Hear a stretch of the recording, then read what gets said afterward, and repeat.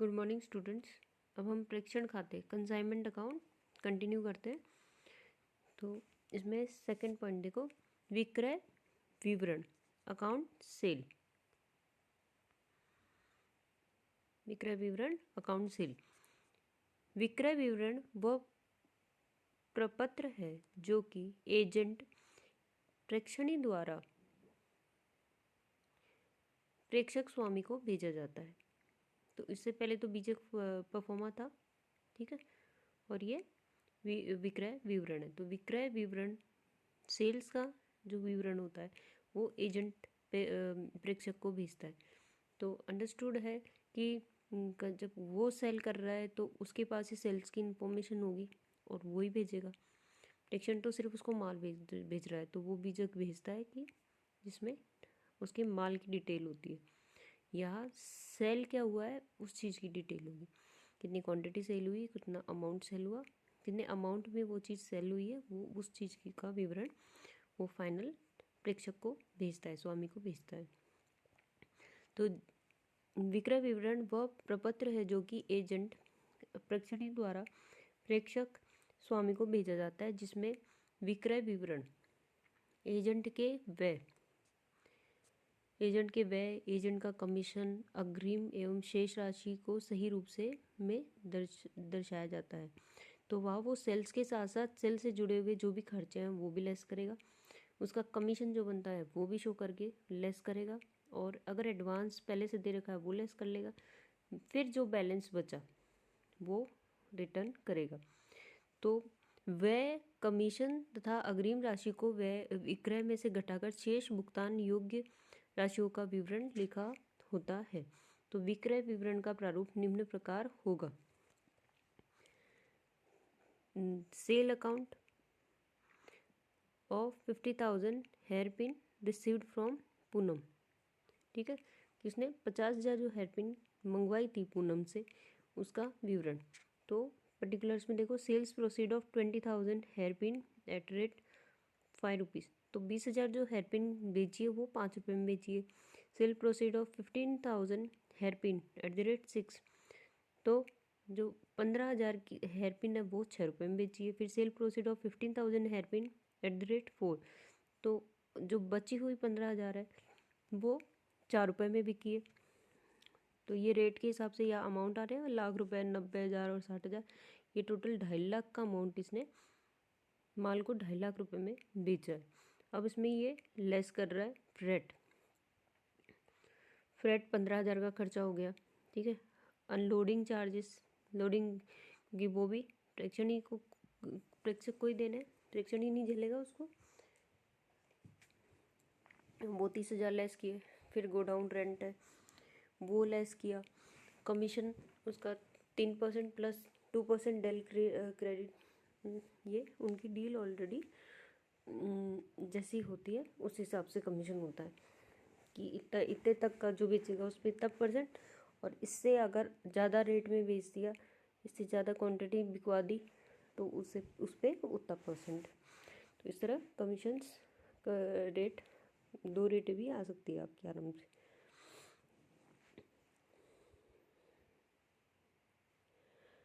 फिर ये टोटल जो एक्सपेंस हो रहा है ये हो रहा है 75,000 का। अब ये लेस होके हो गया 1,75,000। 2.5 लाख में से 75,000 लेस किए तो ये 1,75,000 का अमाउंट बचा। फिर एडवांस ऑलरेडी एडवांस दे रखा है 1 लाख का, तो बैलेंस जो बच गया 1,75,000 में 75,000 बैलेंस बच गए रिटर्न करने। तो balance due to Poonam and paid by bank draft number, तो पूरी डिटेल डाल दी कि इतना बच रहा है और इसको इस चेक से दे दिया है, वो साथ में अटैच कर रखा है बिल के स्टेटमेंट, सेल्स विवरण के। डेट आ गई और पूरा उसका एड्रेस, नाम और डेजिग्नेशन आ गई।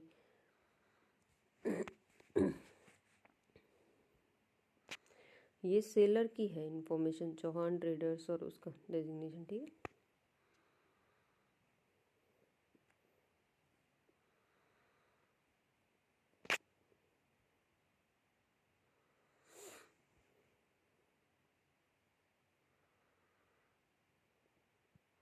देखो अब थर्ड पॉइंट, कमीशन। तो कमीशन वह पारिश्रमिक है जो प्रेक्षणीय एजेंट को प्रेक्षित माल के विक्रय के बदले में प्राप्त होता है। यह प्राय विक्रय के प्रतिशत के रूप में निर्धारित किया जाता है। कमीशन 3 प्रकार का होता है। तो कमीशन वह पारिश्रमिक है जो प्रेक्षणीय एजेंट को प्रेक्षित माल के विक्रय के बदले में प्राप्त होता है, कि वो उसका माल सेल करा रहा है तो उस सेल्स के बदले उसको कमीशन मिल रहा है। यह प्राय विक्रय के प्रतिशत के रूप में निर्धारित किया जाता है। कमीशन 3 प्रकार का होता है।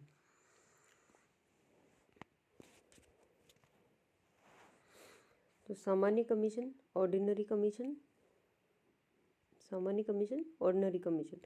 यह कमीशन का वह प्रकार है जो सामान्यतः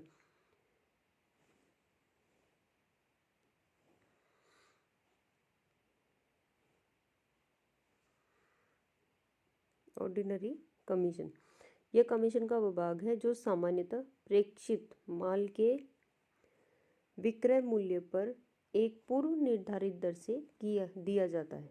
ठीक है, प्रेक्षित माल पर जो माल आया है उसके विक्रय पर पूर्व से निर्धारित होता है वो रेट है। ठीक है, सामान्य कमीशन के अतिरिक्त अन्य कमीशन भी दिया जा सकता है, किंतु यह कमीशन का मूलभूत रूप है तथा इसका निर्धारण निम्न प्रकार किया जाता है। तो सबसे बेसिक कमीशन ये सामान्य कमीशन है। ये स्टार्टिंग में रेट डिसाइड होती है, बाद के सब कंडीशन बेस होते हैं कि इतना हुआ तो इतना होगा, ये इतना होगा तो इतना होगा। ठीक है, तो साधारण कमीशन इक्वल टू कुल विक्रय इंटू कमीशन का प्रतिशत। ठीक है, टोटल सेल्स का अमाउंट ले लेंगे और उसको इंटू होते परसेंटेज से कर देंगे तो फिगर मिल जाएगी। सामान्य कमीशन, ऑर्डिनरी कमीशन। अब सेकंड बी है आश्वासी कमीशन, डेल क्रेडर कमीशन। तो यह कमीशन प्रेक्षणीय एजेंट को उधार विक्रय पर डूबत ऋण की जोखिम से सुरक्षा के लिए दिया जाता है। तो देखो, यह कमीशन प्रेक्षणीय एजेंट को उधार विक्रय पर डूबत ऋण की जोखिम से सुरक्षा के लिए दिया जाता है, कि अगर माल बेचा और वो उधार बेचा हुआ है और अगर वो नहीं आता है तो वहाँ वो ये इस कमीशन से उसका सेटअप होगा। ठीक है, यदि वह यह कमीशन दिया जाना निश्चित होता है तो प्रेक्षणीय एजेंट डूबत ऋण की वसूली न होने से हुई क्षति को चुकाने हेतु दायी हो जाता है। तो ये इसमें क्या हुआ, एजेंट को की जिम्मेदारी बन रही है, एजेंट को वो फ्री नहीं हो रहा, वहाँ तो उल्टा उसको पाबंद किया जा रहा है कि अगर क्रेडिट पे सेल कर रहा है तो उसको वो उधारी पे दिए हुए पैसे क्रेडिटर से निकालने की जिम्मेदारी भी उसकी है। अगर वो पैसे डूब गए तो उसके लिए वो जिम्मेदार होगा। यह भी ध्यान में रखना होगा कि यदि आश्वासी कमीशन दिया जाता है तो प्रेक्षण खाते में कोई भी डूबत ऋण नहीं लिखा जाएगा, तथा यह भी ध्यान रखने योग्य है कि प्रश्न में यदि आश्वासी कमीशन केवल उधार विक्रय पर दिया जाएगा शब्द का प्रयोग न हुआ हो तो यह कमीशन समस्त विक्रय पर दिया जाएगा। तो देखो क्या क्या चीज़ बता रहे हैं। एक तो पूरा ही दोबारा आपको रीड कर रही हूँ। देखो, आश्वासी कमीशन, डेल क्रेडिट कमीशन, यह कमीशन प्रेक्षणीय एजेंट को उधार विक्रय पर डूबत ऋण की जोखिम से सुरक्षा के लिए दिया जाता है, कि जो उधार बेच रहे हो अगर वो अमाउंट सही समय पर रिकवरी कर लेंगे तो उसके लिए कमीशन दे रहे हैं एजेंट को। ठीक है, यदि यह कमीशन दिया जाना निश्चित होता है, अगर ये फिक्स कर लेते हैं कि ये देना ही है, तो प्रेक्षणीय एजेंट डूबत ऋण की वसूली न होने से हुई क्षति को चुकाने हेतु दायी हो जाता है। अगर तो वो रिस्पॉन्सिबल हो जाता है, अगर वो रिकवरी नहीं करा रहा तो उसको ये कमीशन नहीं मिलेगा। यह भी ध्यान में रखना होगा कि यदि आश्वासी कमीशन दिया जाता है तो प्रेक्षण खाते में कोई भी डूबत ऋण नहीं लिखा जाएगा तो वहाँ बेड डेब्ट्स या बेड डेब्ट्स जैसी कोई चीज़ वहाँ नहीं आएगी, क्योंकि उससे बचने के लिए ही इस कमीशन एक्स्ट्रा कमीशन दिया जा रहा है कि ये उसको एडजस्ट करेगा। यह भी ध्यान रखने योग्य है कि प्रश्न में यदि आश्वासित कमीशन केवल उधार विक्रय पर दिया जाएगा, शब्द का प्रयोग न हुआ हो तो कमीशन समस्त विक्रय पर दिया जाएगा। तो स्पेसिफाई होना चाहिए कि जो क्रेडिट सेल कर रहे हैं सिर्फ और सिर्फ उस पर कमीशन देना है, ऐसा लिखा हुआ होगा। नहीं होगा तो फिर आप टोटल जितना भी सेल हो रहा है उस पर इसको एप्लीकेबल कर सकते हैं। तो आश्वासी कमीशन इक्वल टू उधार विक्रय इंटू आश्वासी कमीशन का प्रतिशत। ठीक,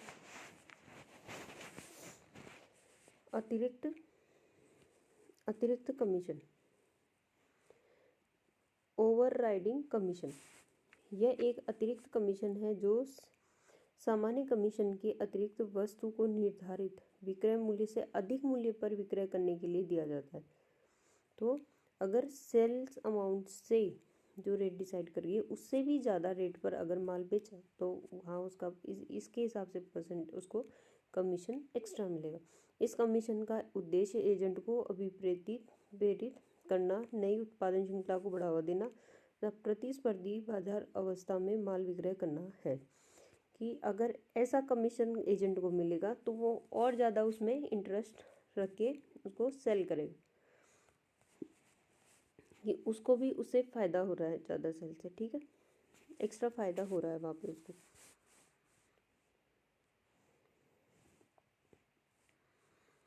अब इसका फॉर्मूला क्या है देखो, अतिरिक्त कमीशन इक्वल टू कुल विक्रय माइनस सामान्य विक्रय। टोटल विक्रय में से सामान्य विक्रय जो रेट होगी वो निकाल देंगे। ठीक है, रेट से कुल विक्रय किस रेट से किया वो, और लेस उसमें जो उसकी नॉर्मल सेल्स रेट होगी वो, तो जो अमाउंट बचेगा उस पर उसका अतिरिक्त कमीशन की वो इतना अमाउंट एक्स्ट्रा हायर रेट पे बेचने की वजह से मिला है तो उसी के ऊपर उसकी परसेंटेज लागू होगी। अब उदाहरण पहला देखो, अल्पा स्टोर द्वारा प्रीति को 5000 नई प्रकार की साड़ियों का माल भेजा गया। अल्पा स्टोर द्वारा प्रीति को 5000 नई प्रकार की साड़ियों का माल भेजा गया।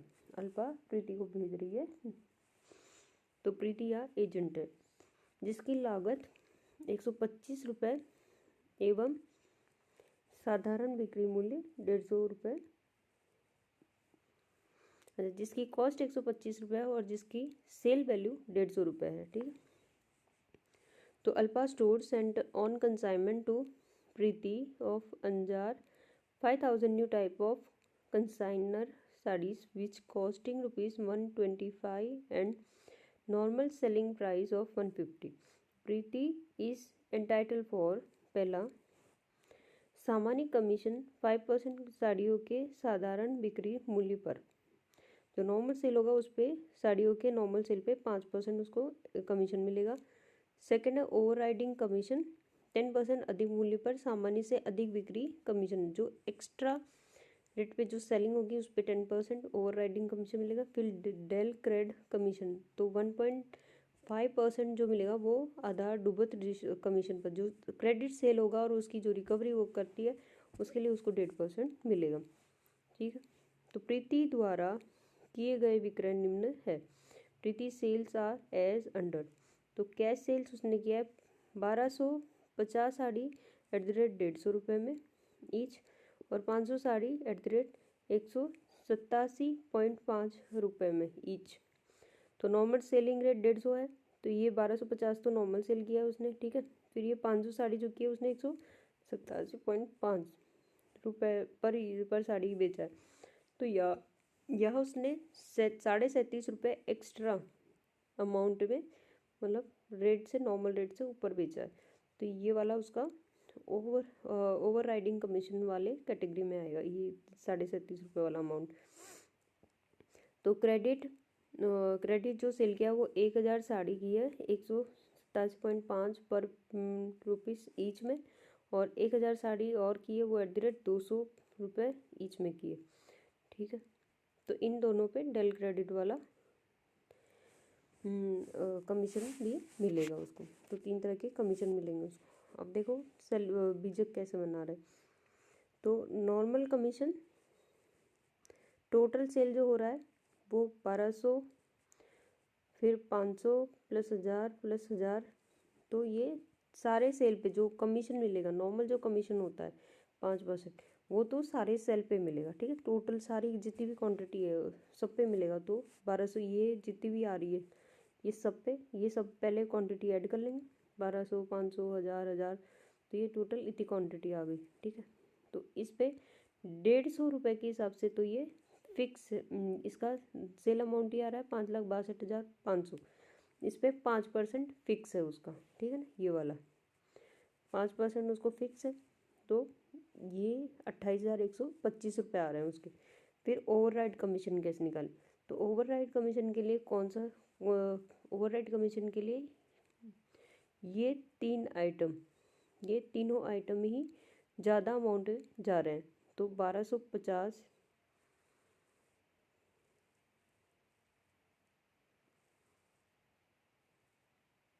अच्छा ये पूरा वैसे कर रहे हैं कि पूरा सेल कितना हुआ।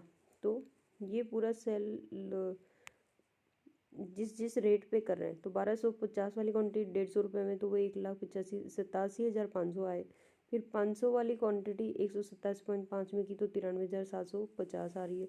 फिर 1000 जो क्वांटिटी है वो 187.5 में की तो वो 1,87,500 में आई। फिर 1000 क्वांटिटी 200 रुपये के हिसाब से करिए तो 2 लाख आ रही है। तो ये टोटल जो सेल आ रहा है वो 6,68,750 का आ रहा है।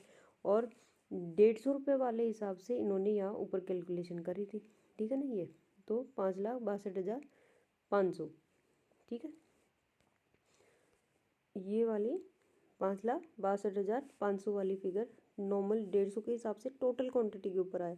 ठीक है, तो ये जो एक्स्ट्रा फिगर्स इतनी टोटल सेल एक्चुअल में इतनी की करी और नॉर्मल 150 के हिसाब से इतना ही आना चाहिए था, इतना कमा था, लेकिन उसने इतना कमाया। तो ये जो डिफरेंस आ रहा है 1,06,250 रुपये का रेट के ऊपर जो डिफरेंस आ रहा है वो उसका ओवरराइड कमीशन है। और 1,06,250 के ऊपर ओवरराइड कमीशन वो 10% उसको मिलेगा। तो 10,650 का उसको यहाँ मिल रहा है अमाउंट। फिर अब डेल क्रेडिट वाला, डेल क्रेडिट वाला क्रेडिट सेल पे होगा। ठीक है, और यहाँ पे कुछ ऐसा मेंशन नहीं किया है डेल क्रेडिट कमीशन वाले पे कि उसको सिर्फ क्रेडिट पे मिलेगा। तो यहाँ हम उसके पूरे टोटल जितनी भी सेलिंग अमाउंट हुई है उस पर 100% देना है कि वो उसने सेफली पूरा अमाउंट रिकवर भी किया है। ठीक है, सेल तो कर ही दिया लेकिन उस अमाउंट को रिसीव इन कैश भी कर लिया। तो ये 10,031.25 रुपये ये आ रहे हैं। तो ये टोटल इसका 48,781.25 का बिल बैठ रहा है, जो कमीशन अमाउंट इसको मिलेगा उसकी तरफ से।